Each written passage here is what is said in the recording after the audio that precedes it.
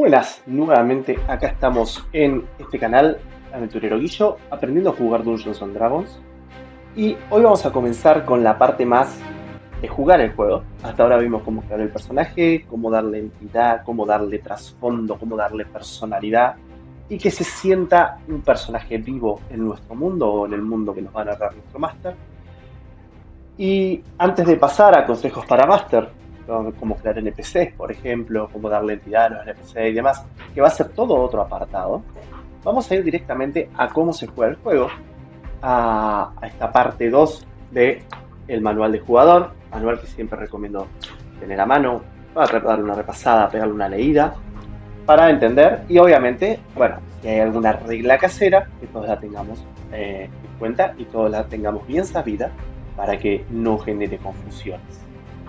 Así que, sin más dilatación, vamos a la parte 2, capítulo 7, cómo jugar el juego, que si van al manual, realmente esta parte ocupa muy pocas páginas y es de muy fácil lectura. Así que se las voy a resumir muy simplemente acá, para que simplemente puedan arrancar a jugar sin mucha complicación. Una de las cosas que hicimos con nuestro personaje es definir sus estadísticas y sus valores de habilidad. Estos son los que nos van a determinar los acontecimientos a lo largo del juego. ¿Por qué? Principalmente porque esos valores indican la capacidad de nuestro personaje de hacer ciertas acciones. Cuando el máster, el narrador, el DM, como quieran llamarle, él indique una situación, presente una escena, nos narre algo, en ese momento nosotros podemos tomar acción. Es muy importante escuchar bien la escena, entender bien lo que está sucediendo para poder tomar una acción. Y ahí nosotros simplemente narramos qué es lo que nuestro personaje va a hacer en dicha situación. Y así se juega Dungeons and Dragons básicamente. Uno al principio se asusta un montón, todo el manual, los dados y demás, que ya vamos a ir ahondando en cada tema, pero básicamente jugar Dungeons and Dragons es simplemente ser proactivo. Ante una situación dada, indico lo que va a hacer mi personaje. Y no mucho más que eso. Luego el Master o DM nos indicará hacer una tirada. Y ahora vamos a explicar esa mecánica. Y en base al resultado de esa tirada, tendremos un outcome, un resultado de la situación. Y podremos indicar otra acción respecto al resultado obtenido. Y otra acción frente al resultado obtenido. Y así vamos encadenando acciones para simplemente vivir esta aventura. Y no mucho más. Eso es jugar Dungeons and Dragons. Básicamente es estar atento a lo que dice el Master y realizar una acción en consecuencia. Y eso va a dar un resultado. Eso es jugar Dungeons and Dragons. Bien, pero entonces, como decíamos, para poder entender o para poder hacer cosas coherentes y poder sacarle el mayor partido, debemos escuchar bien la escena. Pero, sin embargo, lo que podemos también pedirle al máster cuando no tenemos claro lo que está pasando es que nos detalle mejor la situación, ¿no? O la escena. Que nos dé un contexto un poquito más profundo de lo que está sucediendo para así poder tomar una acción más relacionada a lo que estamos viviendo. Una vez que el máster nos indica tirar una tirada, nos va a indicar qué habilidad o qué característica vamos a usar. Entonces nosotros tomamos un dado de 20 caras, este que tengo acá, que es el dado más grande de todos. Hacemos la tirada correspondiente, o sea, lanzamos el dado, esto nos va a dar un resultado. Le sumamos el valor de la característica o habilidad que queremos usar.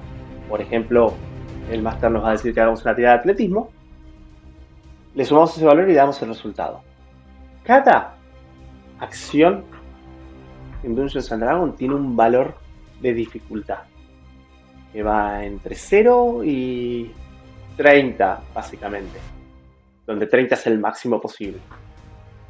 Estas acciones, este valor de dificultad va a depender justamente de la dificultad de realizar esta acción. 0 a 5 es algo que podemos hacer sin necesidad de una tirada.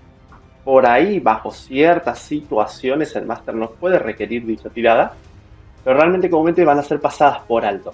Son las más banales, las más sencillas, las cotidianas, las fáciles de realizar. Qué sé yo. Voy a tomar un trago, ¿sí? no requiere una tirada. Pero por ahí si la situación lo amerita, el máster puede llegar a solicitarla. Pero si es tan bajo, la chance de fallarlo es nada, casi imposible. 5 a 10 empezamos a hablar de las tiradas sencillas. Entonces entre 5 y 10 son las tiradas sencillas. Comúnmente los valores van de 5 en 5. Entonces 5 es una tirada muy sencilla, algo fácil de realizar. 10 sigue siendo algo fácil de realizar con un poquito más de complejidad, pero algo en promedio, algo que comúnmente cualquiera puede hacer y no lo puede hacer solamente bajo ciertas situaciones. Dado que 10 es el promedio del dado y más mi característica, quiere decir que en promedio siempre la voy a poder hacer. 15 ya empezamos a hablar de acciones normales que sí requieren un esfuerzo. Pequeño, pero un esfuerzo. En 20 estamos hablando de acciones difíciles. Una dificultad de 20 es algo que requiere un esfuerzo mayor y que por ahí no cualquiera puede llegar a desarrollarla. No cualquiera puede llegar a llevarla a cabo. Entonces realmente tengo que tener un entrenamiento en un área específica para poder hacerla. Por ejemplo, si yo quiero trepar algún risco, estamos hablando de una tirada, un risco que está complicado, estamos hablando de 20. Si el risco todavía está, hay una helada, y estamos hablando de un 25. Son acciones ya legendarias el 25. ¿Sí? Son acciones muy difíciles, son acciones que no nadie puede realizar, que realmente la dificultad es muy elevada, y tengo que tener mínimamente un golpe de suerte para poder llevarla a cabo.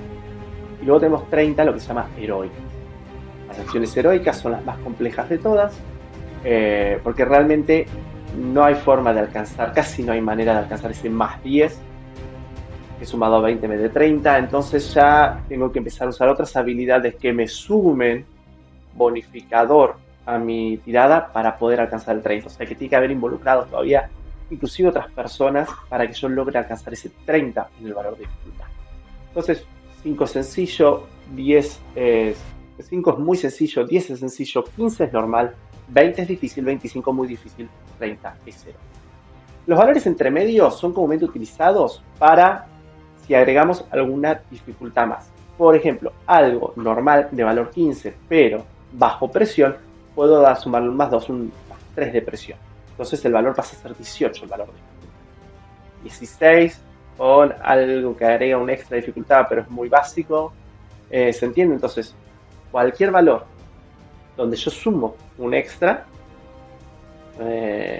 no se me ocurre, por ejemplo, estoy tratando de abrir una cerradura, pero aparte, sé que el guardia está viniendo, estoy trabajando bajo presión, y por ahí la cerradura tenía un valor de dificultad 15, le sumo 3 y me da un valor de dificultad 18. Algo más sencillo, me estoy tratando de trepar un árbol, que comúnmente no requería una tirada, pero como me está persiguiendo un lobo, hago la tirada que es 10, pero bajo, estoy corriendo y la presión pasó a ser un 14. No llega a ser un 15, porque el árbol es un árbol normal y yo lo podría trepar sin inconvenientes, pero como estoy bajo una presión y bajo una situación que amerita, es un 14 la dificultad. Entonces la dificultad del máster la va a ir definiendo según estos factores, ¿no? O sea, primero es qué tan sencillo es de realizar la prueba y bajo qué efectos estoy llevando a cabo esa prueba. Entonces, tareas sencillas van entre 10 y 14, siendo 14 una tarea sencilla con mucha presión. Si la tarea es 15, quiere decir que por ahí no era tan sencilla de realizar. Por ahí es como consejo para los masters, tener en cuenta que si el valor de dificultad, digo, es 15, entonces quizás ya no era sencilla la tarea y una tarea más normal, un poquito más de valor de dificultad, entonces por ahí tengo que subirle un poco la tirada. Pero esos son para tener en cuenta. Entonces, cuando yo quiero hacer una acción, simplemente el máster me va a decir que haga una tirada de tal o cual habilidad, lanzo el dado de 20, sumo la estadística que corresponde o la habilidad que corresponde y obtengo el resultado de mi prueba. Si supero la dificultad, acá puede haber una regla casera que puede ser igual o supero, por ejemplo. En mi caso yo siempre prefiero jugar con gana defensa, que quiere decir que yo tengo que superar la dificultad. Gana defensa va por una mecánica de combate. Yo tengo que superar la dificultad para poder haber logrado la prueba. Si supero esa dificultad, entonces lo logré. Luego tenemos el uso de nuestras aptitudes, ¿no es cierto? Por mi trasfondo, por mi clase, por mi raza, yo obtengo aptitudes que no requieren una tirada de dados. Por ejemplo, la aptitud del sabio, que es un trasfondo, que permite que vos siempre sepas dónde encontrar información de algo. Entonces simplemente cuando el máster me está narrando alguna situación o estamos perdidos o no sabemos para dónde encarar, yo puedo usar mi aptitud de sabio y simplemente el máster me va a dar una pista de dónde puedo ir a encontrar la información que necesito. Y así de sencillo. Por eso tener en claro qué es lo que hace tu personaje, saber cómo utilizarlo y todo esto que veníamos viendo hasta ahora es importante por esto. Y luego como jugador es importante definir las acciones de la manera más reducida posible y si es necesario, por ahí entender que vamos a hacer varias acciones. Porque no es lo mismo decir, me infiltro en el castillo a sacar la información a la criada. Es una acción que por ahí va a conllevar un montón, ¿no? De tiradas. Por ahí la tirada de trepar para trepar por la muralla, la de infiltración, la de sigilo para pasar desapercibidos, la de percepción, la de investigación y luego la de intimidación. Entonces hay un montón de tiradas. Entonces como jugador yo tengo que entender todos los pasos que voy a tener que realizar para lograr ese objetivo. El objetivo final por ahí es sacarle la información a la criada. Perfecto. Entonces yo tengo que arrancar con ¿cómo me infiltro en el castillo? Me tengo que entrar por una ventana. Por la puerta tengo guardias. Entonces yo tengo que... Y esa información se la voy a ir pidiendo al máster. Porque es lo mismo que haría el personaje. O sea, el personaje estaría parado, supongamos, en un arbusto a la lejanía, miraría el castillo, por ahí utilizaría un catalejo, mira el castillo, dice, tengo 2 guardias en la puerta. Entonces en realidad es un dato que le pido al máster. ¿Qué veo en la puerta? Ves 2 guardias parados. Listo. ¿Veo alguna ventana abierta? Hace una tirada de percepción, ¿se entiende? Haces la tirada de percepción. Hay una ventana abierta, ok, la encontré. Perfecto. Entonces ahí ya puedo elegir. Voy a ir por la puerta, me voy a tratar de infiltrar directo con los guardias. Voy a reducir a los guardias para poder entrar por la puerta tranquilamente. A riesgo de que suene una alarma. Bueno, todo eso, todas esas acciones yo las tengo que ir definiendo paso a paso. Como jugador voy definiendo paso a paso.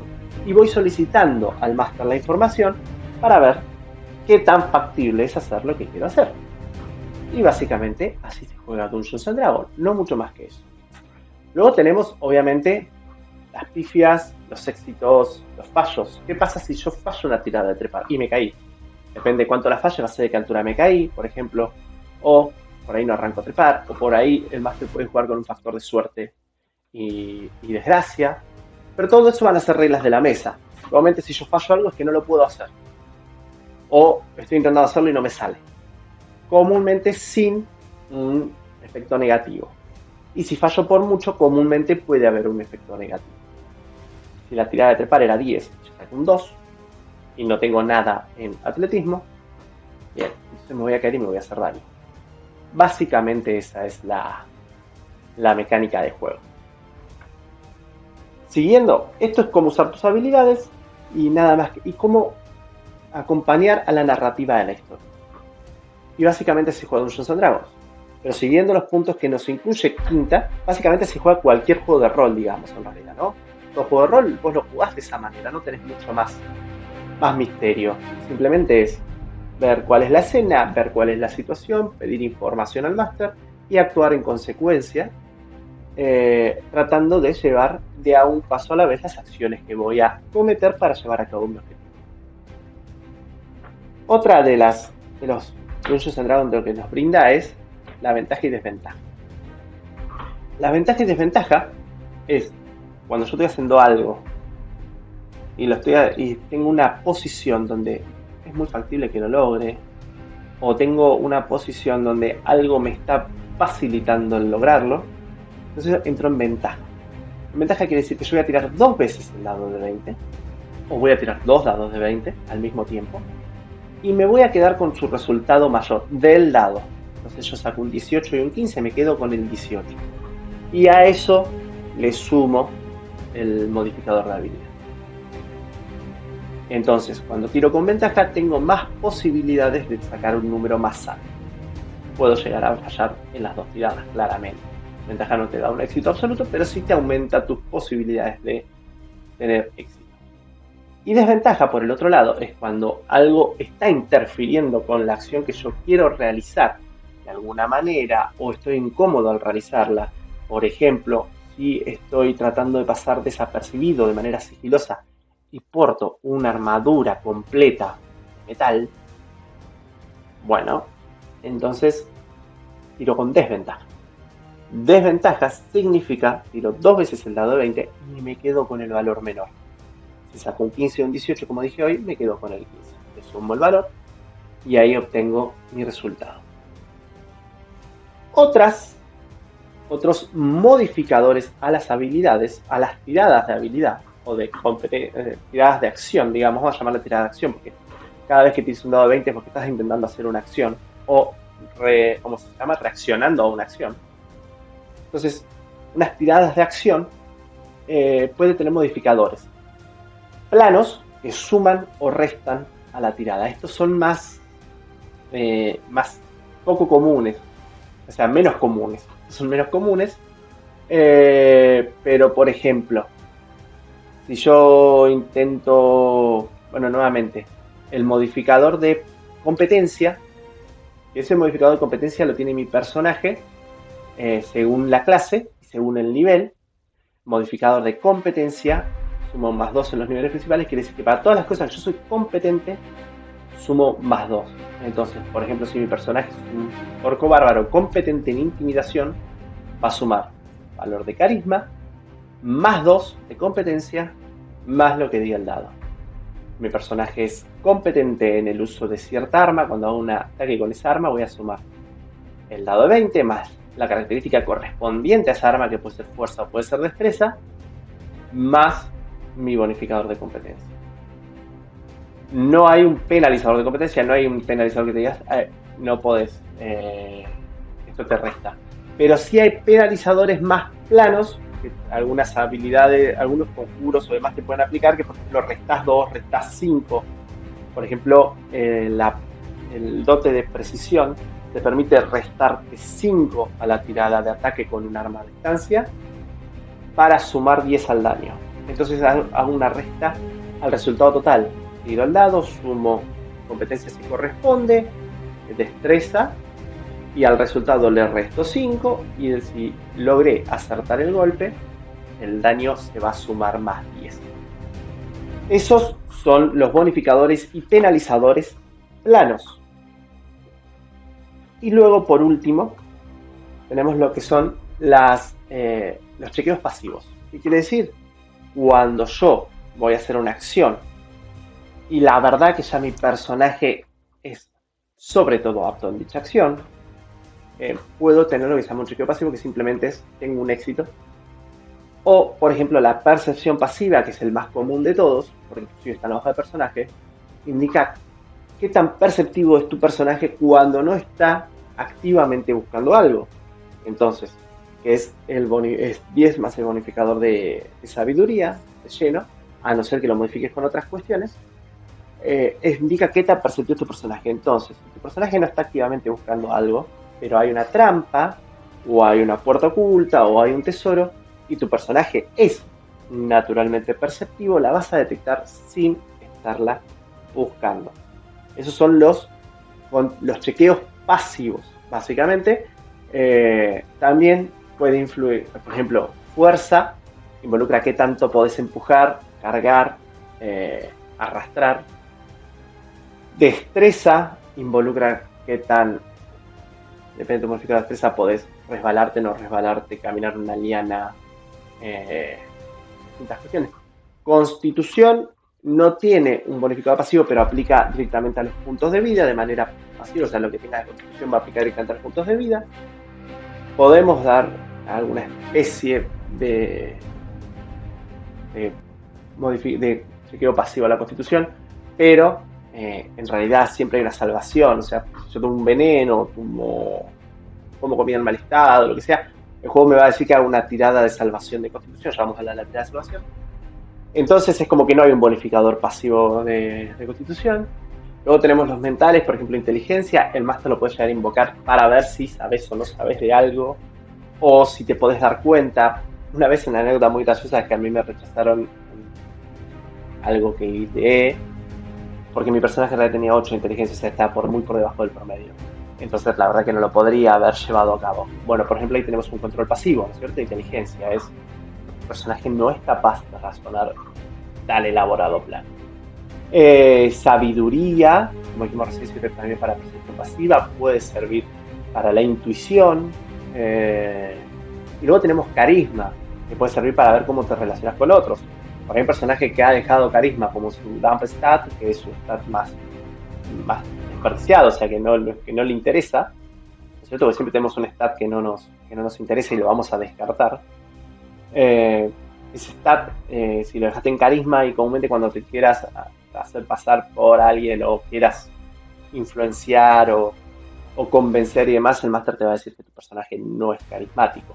Bueno, esos son los controles pasivos, ¿no? Comúnmente el más común, como dije, es el de percepción pasiva, está en la hoja, y los otros los usa el máster los tiene que tener en cuenta, los tiene que tener a mano, realmente son muy complicados de usar, pero existen y sirven justamente para ahorrar tiradas de dado, o que el juego pueda continuar sin necesidad de que los personajes estén todo el tiempo diciendo busco, digo, hago esto. Entonces el máster puede narrar algo más rápido, como decir, entraron a una sala y te das cuenta que hay una puerta oculta al fondo, porque simplemente está el bonificador pasivo. Entonces también le da más entidad al personaje, que el personaje no tenga que estar constantemente cantando que va a estar dando puertas ocultas, sino que como su percepción es lo suficientemente alta, la va a encontrar de una sin la necesidad. Agilizan el juego, está bueno utilizarlos, los recomiendo mucho, recomiendo que le digan a sus matas que lo utilicen. Y continuando tenemos lo que es también las tiradas grupales. Acá hay todo un tema para hablar y lo importante de entender es el Dungeons and Dragons es un juego de equipo, es un juego de grupo. Entonces la aventura la vamos a poder avanzar si nos movemos como grupo, como equipo. ¿Qué quiere decir? Si mi personaje es el más apto en abrir cerraduras, entonces yo voy a intentar abrir las cerraduras. Si su personaje es el más apto en fuerza, entonces voy a dejar que él rompa, que él abra, que él empuje y que él cargue. Si yo intento hacer todo, primero que me robo el spotlight, o sea, me robo la luz y la verdad que parece gracia jugar así. Y segundo que vamos a perder. O sea, principalmente no vamos a lograr nuestro objetivo si estoy intentando constantemente hacer todo. Entonces yo tengo que saber dónde es ducho mi personaje, dónde no es ducho mi personaje, y darle a los otros jugadores esa capacidad de explotar sus habilidades al máximo. Entonces, el otro personaje va a decir, bueno, yo me encargo de empujar eso y hace su tirada correspondiente. Otro personaje va a decir, yo me encargo de infiltrarme y hacer sus tiradas correspondientes. Y así nos vamos manejando. Pero hay veces que nos podemos asistir unos a otros. Entonces, como lo dice el manual de jugador, cuando varios individuos tratan de llevar a cabo una misma tarea, el DM puede solicitar una tirada de habilidad grupal. En esa situación, los personajes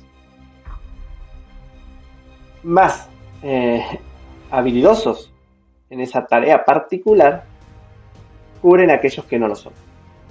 Hace una tirada grupal, todos en el mundo hacen la tirada de habilidad, y si al menos la mitad del grupo tiene éxito, todos tienen éxito. A mí también me gusta jugar porque tiradas grupales se involucran, como dijimos ahí, varios jugadores. ¿Qué pasa cuando dos jugadores tratan de hacer una tirada? Yo siempre digo que el más habilidoso hace la tirada y el menos habilidoso lo asiste. Entonces, el menos habilidoso hace su tirada, divido por 5 su resultado, y ese es el bonificador plano que le da al jugador más habilidoso. Entonces saca un 15, bien, le da un más 3 al jugador más habilidoso, entonces el jugador más habilidoso saca un 12, más 4 de su habilidad, te da 16, más 3, 19, cumplió con el cometido. ¿Cuándo puedo invocar una tirada grupal, o cuándo podemos hacer una tirada que nos asistamos? Y cuándo es lógico.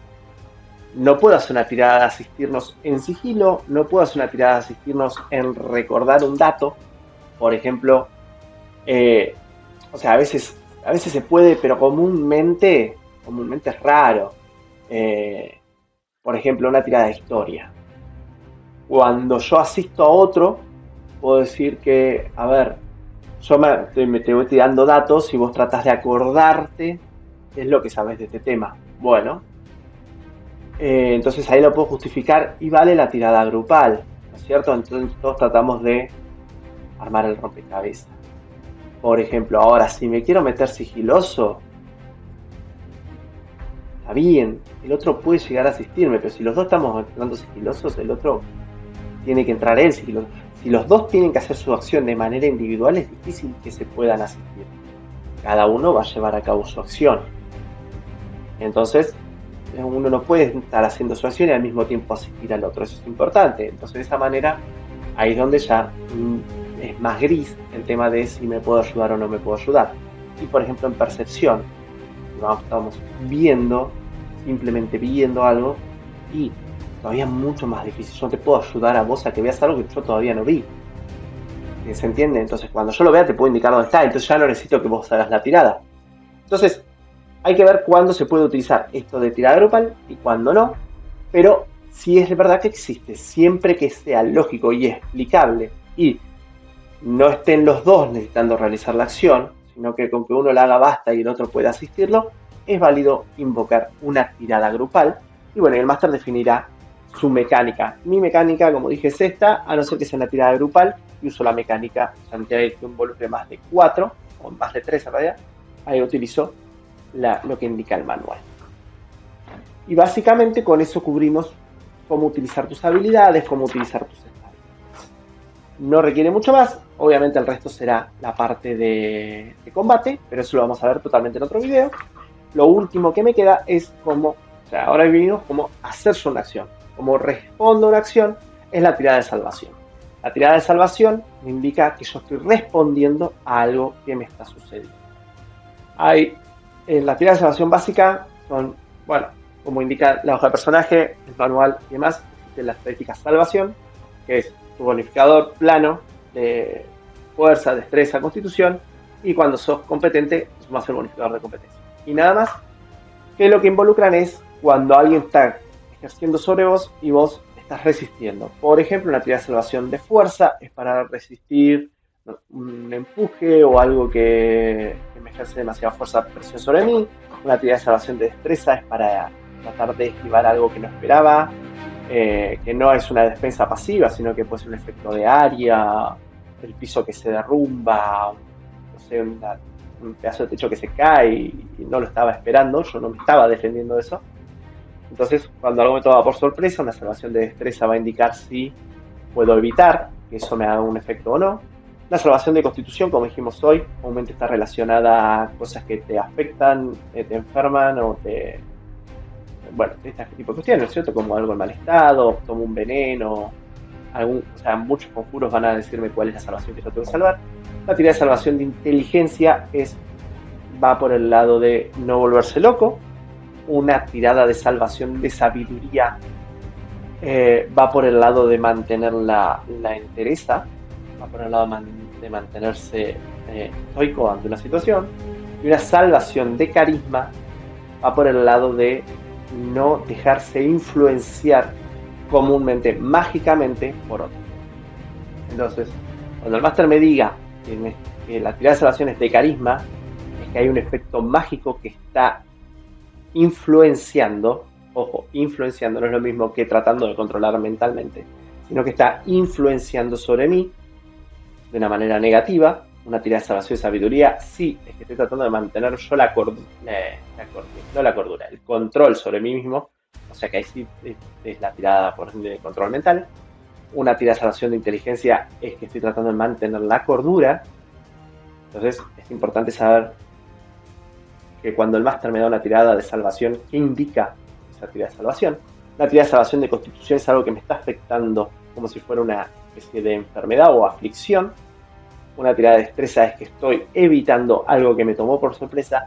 Y una tirada de fuerza es que estoy resistiendo físicamente un efecto negativo, un efecto contrario. Esas son las 6 tiradas de salvación. Es importante saber por qué. Porque en base a la tirada que el máster me pida, puedo yo tratar de dilucidar qué es lo que está pasando. Finalmente, y por último ítem, vamos a ver qué significa cada habilidad, cada característica de cada habilidad, según el manual y según lo que entendemos de lo que nos dice. Primero que fuerza justamente es el poder físico que nosotros podemos ejercer y que podemos resistir, ¿no es cierto? Dentro de las habilidades de fuerza incluye atletismo, que justamente cubre estas situaciones de trepar, saltar, nadar. ¿Sí? Comúnmente cuando alguien me ejerza una presa, yo puedo tratar de zafar con atletismo. Atletismo involucra casi todas las características de fuerzas físicas, digamos, eh, retención, de empuje y demás, van a estar involucradas acá. Cuando yo trate de trepar, una tirada de atletismo. Cuando intente nadar, una tirada de atletismo. Cuando intente saltar, una tirada de atletismo. Todo lo que involucre fuerza va a ser usado con atletismo. Pocas veces vamos a usar las características a tener en cuenta siempre eso, y vamos a usar casi siempre las habilidades. Porque las habilidades pueden llegar a sumar el bonificador de competencia y por ende podemos llegar a obtener un número mayor, obviamente. Luego tenemos todo lo que, bueno, fuerza también involucra lo que es la capacidad de carga, la capacidad de empuje, la capacidad de arrastre y sobre todo va a influenciar en qué armaduras, armas puedo portar y demás. Por otro lado, destreza, la capacidad de moverse rápidamente, ágilmente, sutilmente, la capacidad de evitar una caída y la capacidad de evitar algún efecto extraño, como decíamos recién, la salvación de destreza. Dentro de destreza tenemos acrobacia, que involucra estas cuestiones cuando, por ejemplo, trato de caminar sobre un piso congelado, trato de utilizar caminar sobre la soga, bueno, todo eso va a estar involucrado en acrobacia. Juego de manos, cuando trato de robar algo o hacer un truco con las manos para esconder un objeto. No siempre el juego de manos es robar, puedo tratar de cartearme, por ejemplo, si juego un juego de cartas, puedo tratar de cartearme, puedo tratar de machetearme en un examen. Todo eso está involucrado entre el juego de manos. ¿Qué capaz soy yo de utilizar mis manos para esconder los elementos o jugar con los elementos y engañar la percepción del enemigo? O qué tan sutil puedo ser para agarrar algo sin que nadie se dé cuenta. Eso está involucrado en el juego de manos. Y sigilo está en la capacidad yo de pasar desapercibido del enemigo. Otras cuestiones que involucran lo que es destreza, bueno, va a estar las tiradas en fuerza y destreza, son mis tiradas con armas, o sea, la capacidad de usar armas y el daño que puedo ejercer con ellas.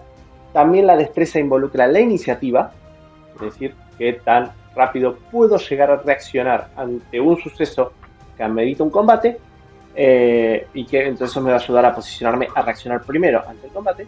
Y la capacidad de defensa, porque involucra la capacidad de esquivar golpes y demás. Constitución.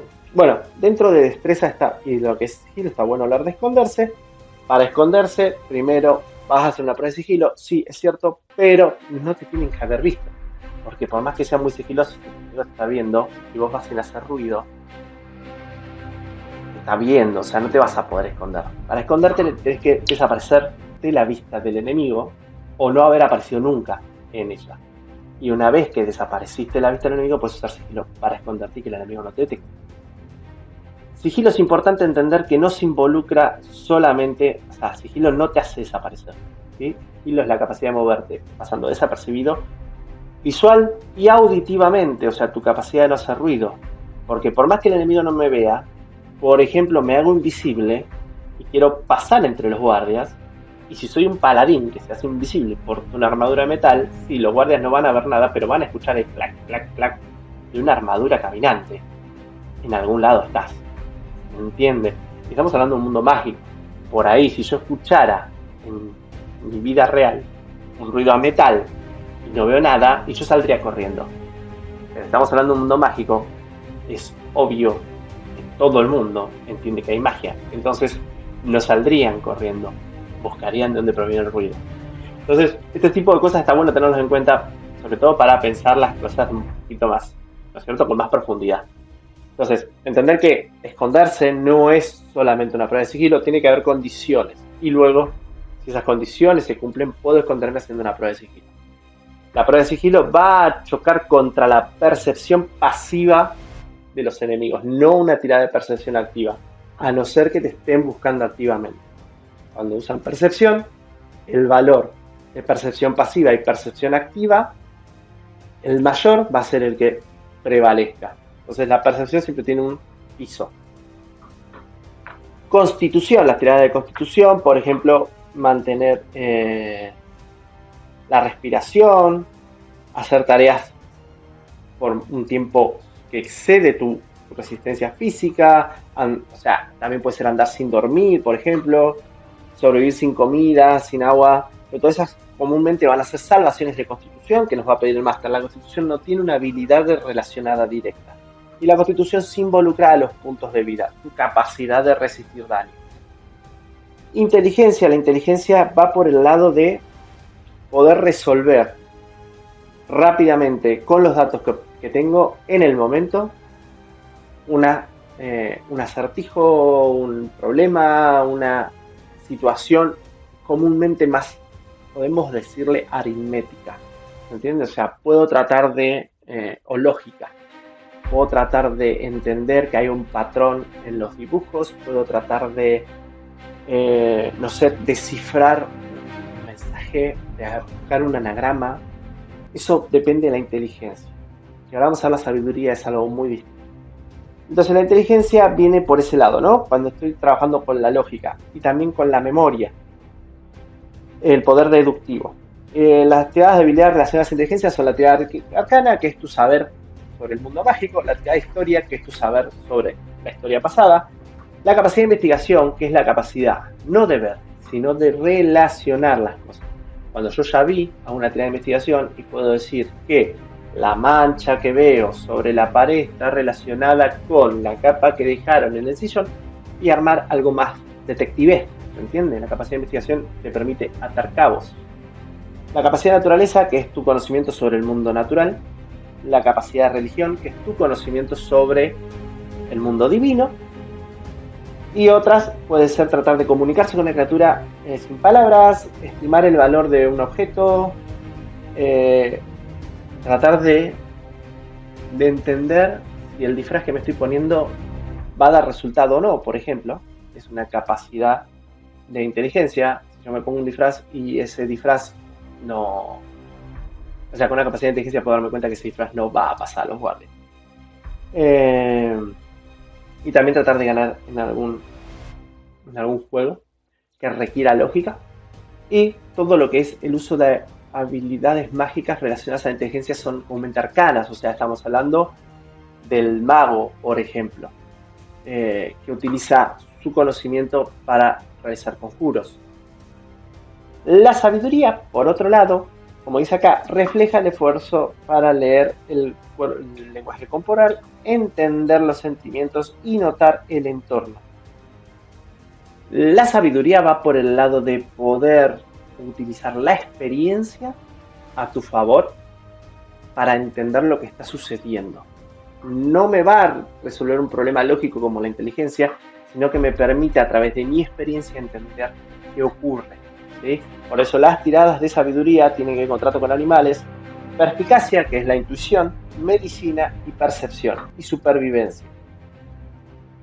Nuevamente, una aclaración en percepción, que la tirada de percepción pasiva y percepción activa tienen que ver, siempre va a quedar la mayor de ellas, y comúnmente la percepción lo que está tratando de localizar son objetos, puertas ocultas, y por ahí también, ver a lo lejos, como dije, con un catalejo poder identificar algo. Imagínense que percepción se involucra cuando yo tengo mucho para ver, me puedo dar cuenta de ver lo que necesito ver. ¿Se entiende lo que quiere decir? Bien. También la magia más divina o la relacionada con la naturaleza, o sea, la magia más sentida, digamos, más interior, está relacionada con la sabiduría. Entonces, los casters como el clérigo o el druida realizan sus conjuros con sabiduría. Y por último tenemos la carisma, o el carisma. El carisma es la capacidad de influenciar a otros, sea positivamente, negativamente, entreteniéndolos, la capacidad de interactuar con el otro, ¿sí? Las tiradas son las de engaño, la intimidación, persuasión y performance, que es interpretación. Una tirada de carisma me permite también hacerme pasar por otra persona, a través de una tirada de engaño y de interpretación,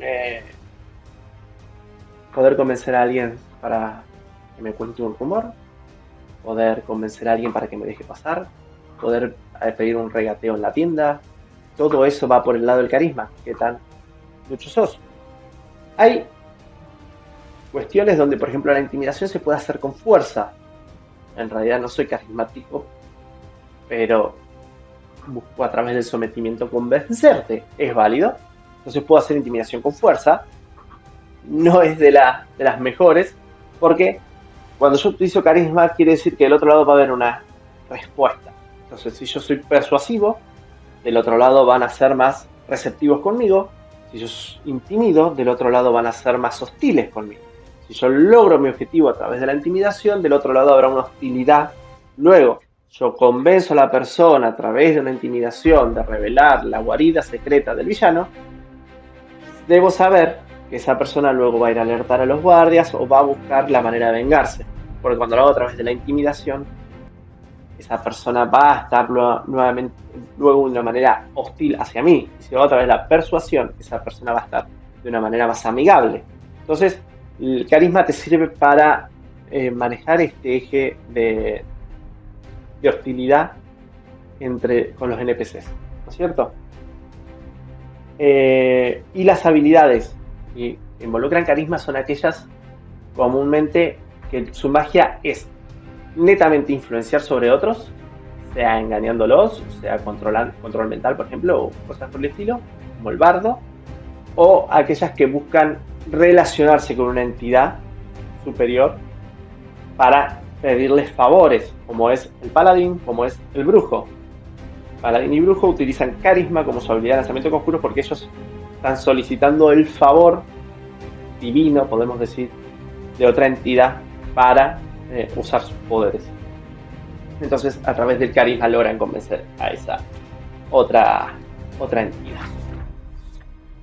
Y básicamente con esto, que se hizo largo, pero abarcamos todo lo que es cuando se requiere una tirada de habilidad, cómo defenderse, cómo hacer una tirada de salvación, qué significa cada característica, qué significa cada habilidad, y que puedas entender que si tu personaje tiene un +5 en una habilidad, ¿qué quiere decir?